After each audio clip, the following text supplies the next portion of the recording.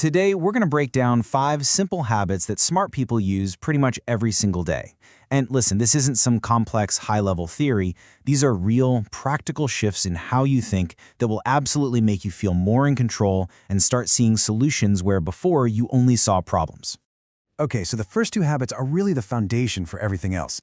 They're all about shifting your entire point of view, changing your goal from always trying to win to actually trying to learn, and changing your knee-jerk reaction from panic to thoughtful planning.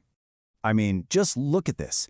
The difference in goals is huge. Most of us, when we get into a disagreement, we treat it like a battle, right?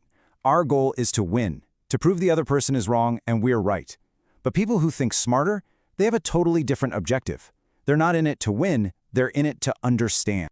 And they use simple, kind of disarming phrases just like this one. And it's not a trick or a tactic, it's a genuine request for information. It just completely de-escalates the tension and turns what could have been a fight into a collaboration. It's funny because when you stop trying to win, you actually start learning so much more. And here's the kicker. You end up being way more persuasive anyway. Okay, the second habit is all about perspective. Think about it. When we hit a setback, what's our first instinct? We zoom way in. We fail one test and our brain just screams, "I'm a failure, I'm stupid." But smart people have trained themselves to do the exact opposite. They zoom out. And that same failed test, it's not some final judgment on who they are. No, it's just a piece of information. So instead of panicking, they ask these diagnostic questions. They turn that moment of, oh no, into a puzzle that needs solving. And that shift, that's what transforms you from a victim of your circumstances into an active problem solver. It's a really simple but powerful switch from, this is happening to me, to, okay, what can I do about this? And that mindset leads us right into our third habit, which, honestly, this might be the biggest game changer of them all. It's about consciously deciding where you're going to focus your most valuable resource, your mental energy. Yeah, and this chart just illustrates the problem perfectly. Look at where most of us spend our mental energy. That giant slice, that's all the time and energy we spend worrying about things we have absolutely zero control over. What other people think, what might happen in the future, things that happened in the past, it's useless. It's like trying to steer a ship by yelling at the wind. So smart people live by a really simple rule. If I can't control it, it doesn't get my energy, period.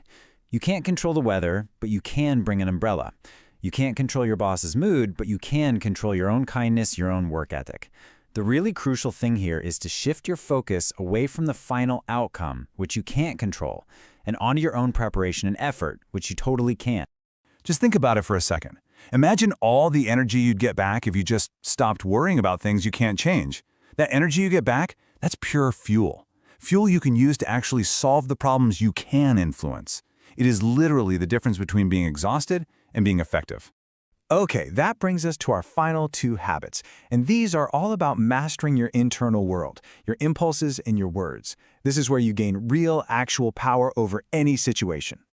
So habit number 4 is all about using quiet as a tool.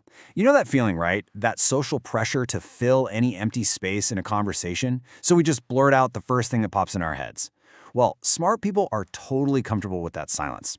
Try this. It's a super simple technique. Next time someone asks you a question, just pause. Silently count to 3 in your head before you say a single word. That tiny moment of silence does 2 really important things. First, it gives your brain a second to catch up and come up with a much better answer. And second, it signals to the other person that you're actually giving their question real thought. You immediately seem more thoughtful, more deliberate, and it's not because you suddenly know more, it's just because you're choosing your words with care. And that brings us to the 5th, and I think the most crucial habit of all. Think of it this way. In any situation, your brain can go down 2 different paths. Path 1 is the default for most of us, pure reaction. Something happens and bam, an immediate emotional reaction follows. But the smarter path, it has one extra step. Something happens, you consciously insert a pause, and then you choose how to respond. That pause is everything. It's the little space between the thing that happens to you and how you react to it. And in that tiny, tiny space, that's where all your power lies. Your freedom, your control, your intelligence. It's the difference between being a puppet pulled by your emotions and being the master of them. And ultimately, this is really the core of what it means to think smarter. In any given situation, the person who can stay calm and actually think while everyone else is just emotionally reacting, that is the person with the power. They're the one making the better choices in the long run, for sure. So there you have it, 5 simple but honestly pretty profound habits. Let's recap. Ask to learn. Don't argue to win. Zoom out to see the big picture instead of getting stuck. Worry only about what you can actually control. Use quiet to think before you speak. And the big one, always pause before you react. Now, you don't have to master all of these at once. Just pick one. Seriously. Which one of these habits kind of jumped out at you? Which one feels like the one you need most right now? Start there. Because real intelligence, well, it's not something you're born with. It's something you build, one thoughtful choice at a time.